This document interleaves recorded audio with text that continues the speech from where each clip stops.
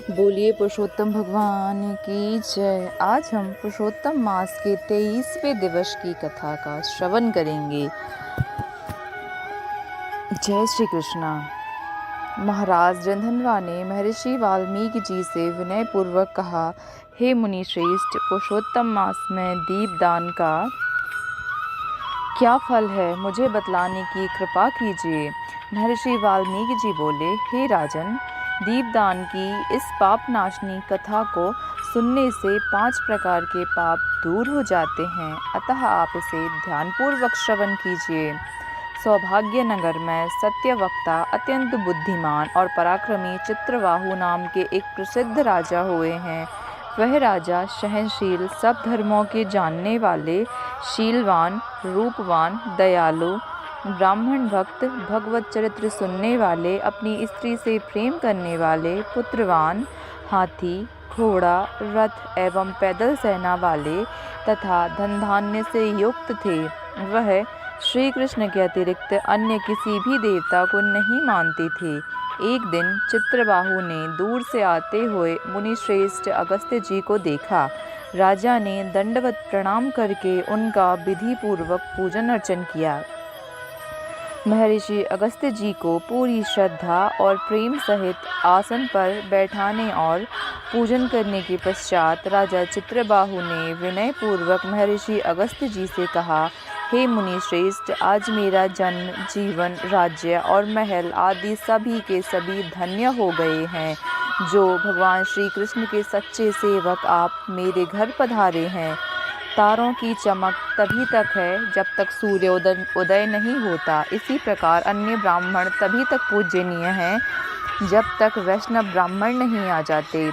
अगस्त्य जी बोले, हे चित्रबाहु, तुम धन्य हो तथा तुम्हारी प्रजा धन्य है, जो तुम सरीखे वैष्णव राजा से रक्षित है। उस राज्य में ना रहें जहाँ वैष्णव राजा ना हो।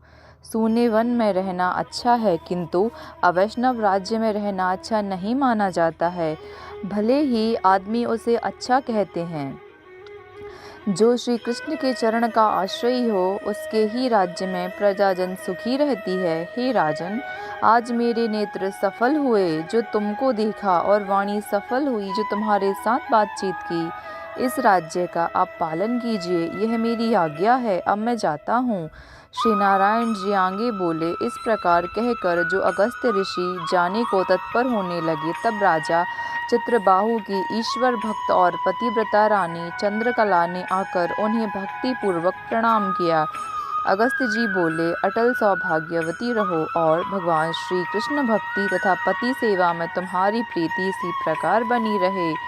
जब महर्षि अगस्त्य जी यह आशीर्वाद दे रहे थे, तब महाराज चित्रबाहु सिर झुकाकर और हाथ जोड़कर बोले, मेरे पास अटूट संपत्ति है, अकंटक राज्य है, पतिव्रता, आज्ञाकारिणी पत्नी आदि सभी सुख 21 पुण्य से मुझे प्राप्त हुए हैं। श्री नारायण जी बोले, जब राजा ने इस प्रकार मुनि से निवेदन किया, तब महर्षि अगस्त्य जी ने एकाग्र मन से ध्यान करने के बाद राजा को उसके पूर्व जन्म की यह कथा सुनाई।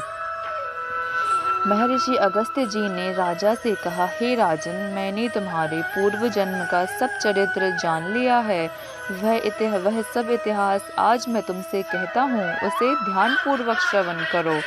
अपने पूर्व जन्म में जब तुम चमत्कार नामक नगर में शूद्र जाति में मणिग्रीव नाम से प्रसिद्ध थे और जीव हिंसा करने में लगे रहते थे, नास्तिक, दुष्ट स्वभाव, पराई स्त्री को छीनना, किए हुए उपकार को नहीं मानना, शिष्टाचार से रहे तुम स्वभाव से ही थे।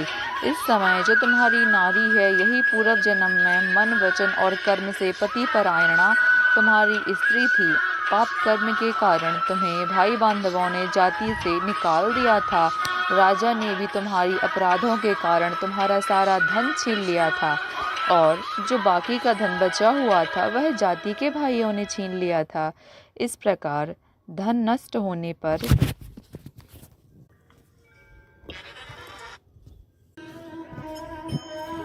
और जो बाकी का धन बचा हुआ था वह जाति के भाइयों ने छीन लिया था। इस प्रकार धन नष्ट होने पर तुम्हारी पुनः बहुत से धन पाने की इच्छा हुई। धन नाश होने पर भी इस सती स्त्री ने तुमको नहीं छोड़ा था, परंतु अन्य जनों से तिरस्कृत होने के कारण तुम नगर छोड़कर वन में जीवों को मारकर अपना निर्वाह करने लगे थे। अगस्त्य जी ने आगे कहा, हे राजन, उस जन्म में तुम शिकारी मणिग्रीव के रूप में जैसे तैसे अपना गुजारा कर रहे थे। एक दिन तुम अर्थात शिकारी मणिग्रीव धनुष बाण लेकर वन में शिकार की खोज में चला गया, जहाँ पर बहुत से मृग आदि पशु रहते थे। उस मनुष्यहीन जंगल में रास्ता भूले हुए एक महान योगी उपदेव जी की अत्यंत व्यतीत होकर घूम रहे थे। दोपहर का समय था, मुनि को रास्ता नहीं मिल रहा था। प्यास के कारण उपदेव जी व्याकुल होकर वहीं गिर पड़े तथा बेहोश हो गए। उनकी अवस्था मरणासन्न की हो चुकी थी। हे राजन, उसी समय तुम वहां पहुँचे। रास्ता भूले बेहोश उस ब्राह्मण को देखकर तुम्हें दया आ गई। उन्हें उठाकर तुम अपने स्थान पर ले गए। तुम और तुम्हारी पत्नी ने उनकी बहुत सेवा की। थोड़ी देर बाद उपदेव जी को होश आ गया और वह आश्चर्य करने लगे कि मैं तो वन में था, मैं यहाँ कहाँ से आ गया, मुझे कौन लेकर आया। श्री नारायण जी आगे बोले, हे नारद, तब मणिग्रीव ने उपदेव जी से कहा, महाराज आप घबराएं नहीं, यहाँ कमलियों से भरा सुंदर और स्वच्छ शीतल जल से भरा तालाब है। कृपया आप वहाँ चलकर स्नान कीजिए और प्रातः कर्म से निवृत्त होकर फलाहार ग्रहण कीजिए।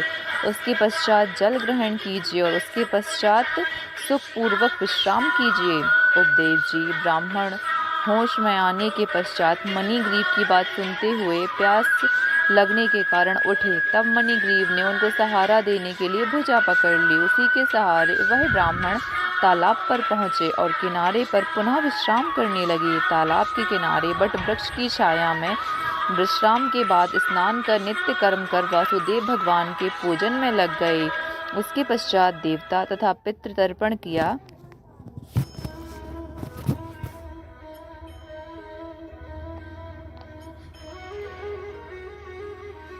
और बाद में शीतल जल पीकर उसी बट वृक्ष के नीचे आकर बैठ गए। आगे की कथा सुनाते हुए अगस्त्य जी ने राजा चित्रबाहु से कहा, हे राजन, तब स्त्री के साथ मणिग्रीव ने आकर उपदेव जी को प्रणाम किया। अत्यंत विनम्र भाव से मणिग्रीव उपदेव जी से बोले, हे ब्राह्मण, हमें उद्धार करने के लिए आज आप यहाँ पधारे हैं। आपके दर्शन मात्र से मेरे समस्त पाप दूर हो गए हैं।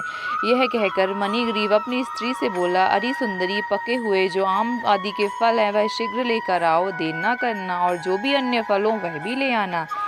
इस प्रकार अपने स्वामी के वचन सुन वह पतिव्रता शीघ्र ही उठकर अपनी झोपड़ी से कंद मूल आदि फल लेने चली गई और ब्राह्मण के सम्मुख आकर रख दिए। मणिग्रीव बोले, हे श्रेष्ठ मुनि, इन फलों को स्वीकार करके हम दोनों को कृपया कृतार्थ कीजिए। उपदेव जी बोले, हे भले आदमी, मैं तुमको नहीं जानता, तुम कौन हो, अपना परिचय दो। मणिग्रीव बोला, ब्राह्मण श्रेष्ठ, मैं एक शूद्र हूँ, मणिग्रीव मेरा नाम है। अपने जाति भाइयों ने मुझे त्याग दिया है।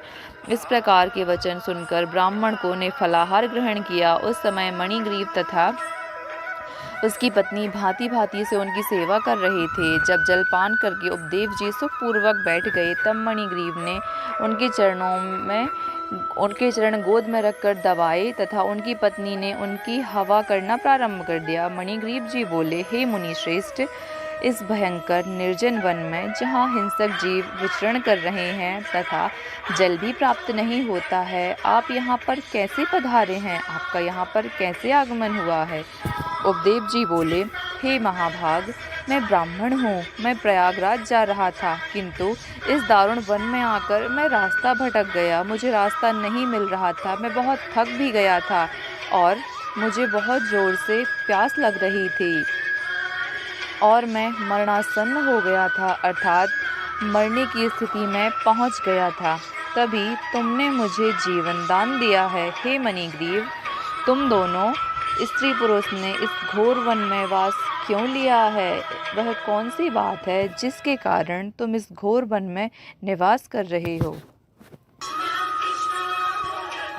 तुम दोनों स्त्री पुरुष ने इस घोर वन में वास क्यों लिया है, यह तो मुझे बता दो। कदाचित मैं तुम्हारे किसी दुख को दूर कर सकूं। इस तरह की मनोहर और प्रेम पूर्ण वाणी सुनकर अपने मन में दुख दारिद्र्य से मुक्ति की लालसा लिए मणिग्रीव अपने दुष्कर्मों और उनसे प्राप्त इस करुण दशा की संपूर्ण गाथा उपदेव जी को सुनाने लगा। इति श्री पुरुषोत्तम मास महात्म्य दृढ़धन्वापाख्यान नामक त्रयोविश अध्याय समाप्त। बोलिए पुरुषोत्तम भगवान की जय। आज हमने पुरुषोत्तम मास अर्थात अधिक मास अर्थात मल मास में 23वें दिवस की कथा का श्रवण किया। बोलिए पुरुषोत्तम भगवान की जय। जय श्री कृष्ण।